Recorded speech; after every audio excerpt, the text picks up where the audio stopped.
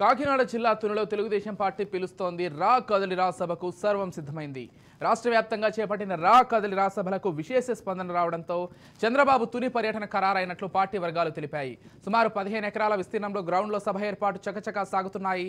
1,00,000 మంది హాజరవుతారని అంచనా. సభ ఏర్పాట్లను యనమల అయ్యన్నపాత్రుడితో పాటు పలువురు పార్టీ సీనియర్ నేతలు పరిశీలించారు. రాష్ట్రంలో 82 నాటి పరిస్థితులు కనిపిస్తున్నాయని, ప్రజలందరూ మార్పు కోరుకుంటున్నారని యనమల రామకృష్ణుడు అన్నారు. అదేవిధంగా తెలంగాణకి సెపరేట్ ఎలక్షన్స్ వచ్చాయి, వాళ్ళు ముందెళ్ళారు.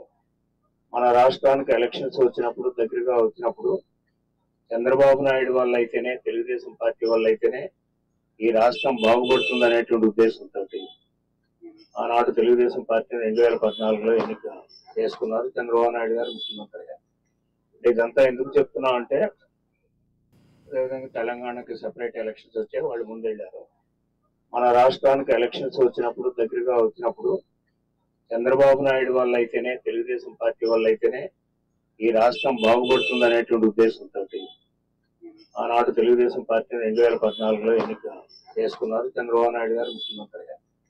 ఇదంతా ఎందుకు చెప్తున్నాం అంటే,